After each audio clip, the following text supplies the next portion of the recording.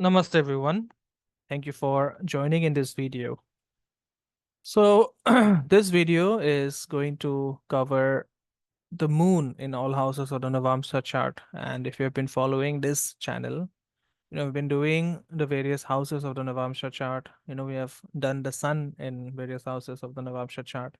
And we have also covered a few secrets of the Navamsa chart, which are very relatively less known. Okay, so this video is about the moon in different houses on the Navamsa chart. And in the first part of this video, we will be covering from, the first house till the sixth house. And in the next part of this video, we'll be covering the remaining houses. Okay, so before we go to the meat of the topic, kindly subscribe to the channel, like the content if you find it useful, and please share the content if you think others are going to benefit from this knowledge.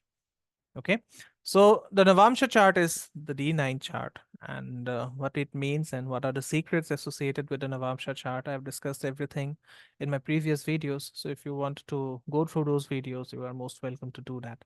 Okay, now the moon is a very important planet in the Navamsha chart. Okay, and this indicates the quality of your thoughts, the quality of your emotions.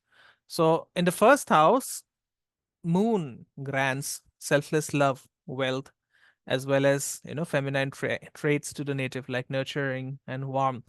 Okay, and because Navamsha is a very important chart for the marriage, so the moon in the first house can actually make the native shower selfless love and care on their partner. Okay, so these people will experience a very stable growth in financial status and career, and such natives will be very fond of traveling as well as doing water related sports. Okay, so this is a positive placement for marriage, as the native will be very, very, will have a very motherly attitude about them, whether if even if they are a male, and will have a very keen understanding of the problems that are faced by the spouse. Okay, so these people will be very, they will have a very strong emotional intelligence quotient in their marital relationship, and they will have a deep love for companionship and would want a lot of balance in their relationships. Okay, and such natives can attain good social status and wealth after marriage. Right, now remember, the moon is always waxing and waning, so on the flip side, the natives care and love is also going to follow the same pattern. Okay, on some days they will be overly sensitive and take everything to their heart, and on other days, they would be very distant, or they would be disoriented when it comes to handling their partner. Okay, so this could lead to certain challenges with the extended family as well. However, the remedy for displacement is, if the native is too fluctuating with his or her emotional stability, then childbirth is going to make them very, very strong in dealing with their emotional duress. Okay.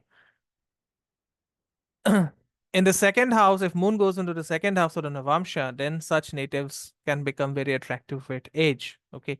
These people usually have great business skills and marketing abilities that help them excel in their career.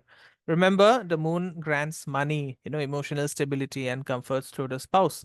And this Navamsha placement of the moon can make the natives extremely devoted to their spouse or lover. Okay. So usually this is a very good combination at the start of a marriage. But then, you know, as time progresses, these people, they tend to lose their, themselves, after due to which some problems may arise. Okay. And this placement is actually good in the sense that even when there are unexpected challenges or fluctuations in financial stability, it somehow will settle in the end with no intervention. Okay, so these people are very lucky when it comes to finances. And remember, this position of the moon will also help you to form a great relationship with your mother and children.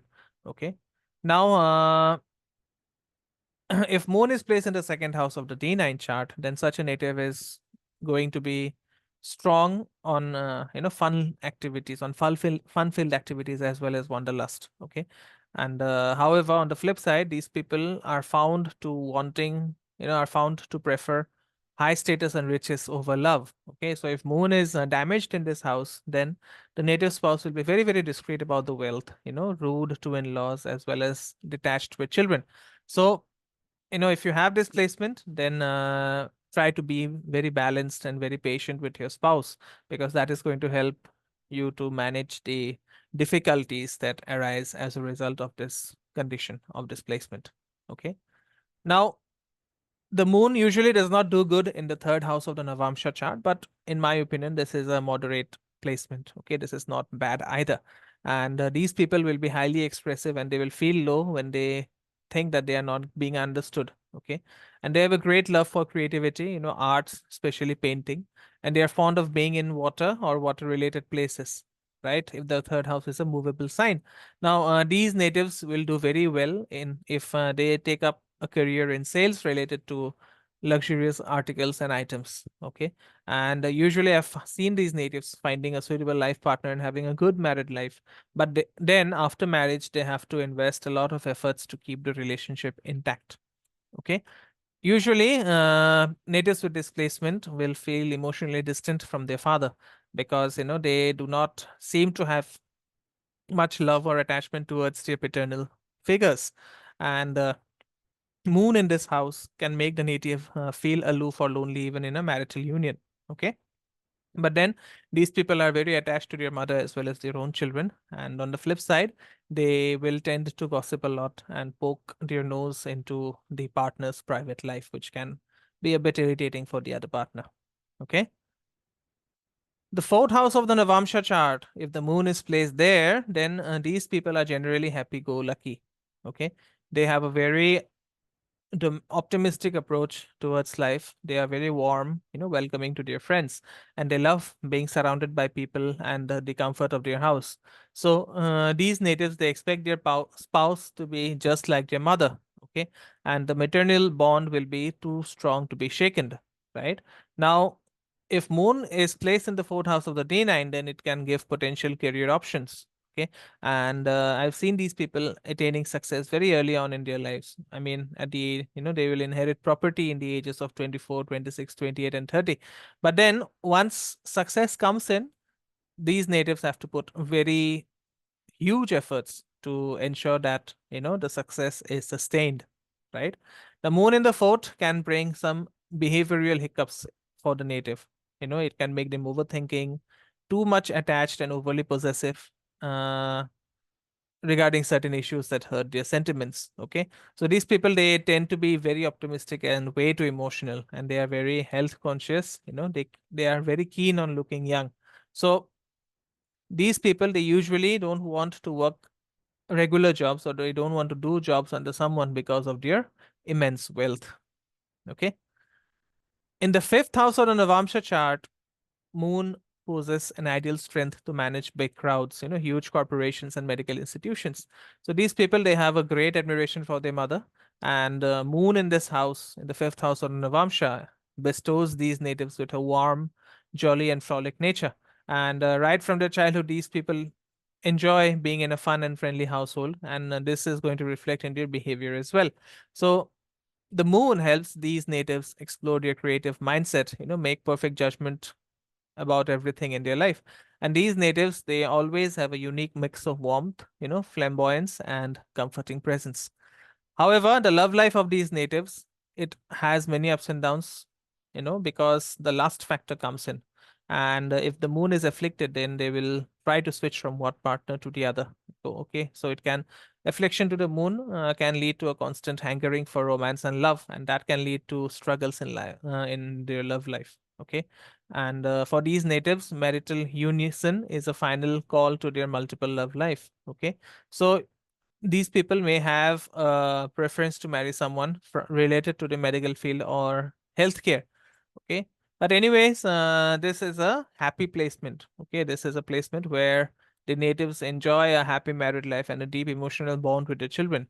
Now again, if moon is afflicted, then some you know old thing of the past may pop up in their later life, causing ripples in their marriage life. Okay, and because of that, they may have a roller coaster ride post that situation in their marriage. Now, if the moon sits in the sixth house of the D9, then it can give good luck in career, business, and financial stability. And these people, they will maintain cordial relationship with maternal relatives, sisters and female friends. And at the same time, these natives may show volatile temperament, mood swings, as well as disinterest in things that are not very interesting for them. And usually, they will attract a spouse who is of great support and guidance. Okay. And the spouse is actually going to help the native with their business ideas, with their smart moves and shrewd judgments. Okay. So these natives, they love to serve, others and find divinity through service. Okay. So this augurs very well for a service related job. Now, if this moon in the sixth house of the D9 is afflicted, then it can create chaos in the mind of the native. Okay. And these people, they may incur huge debts quite early in their life, particularly in their business careers when it comes to having overseas deals. And it fills the native with imaginative arguments. That's a constant worry about their marriage affairs. Okay. And at times they may have psychological health issues. Okay. Because what happens is once they seek pleasure outside of marriage, they tend to lose their connection with their children. That can lead to a psychological problem later on in life. Okay. So that's it from me in this video. Kindly leave behind your comments in the feedback section and let me know if I could add something more or if you agree with my analysis. As always, if you want a consultation regarding your chart, please reach out at the number given in the description box. I'll see you soon with the second part of this video.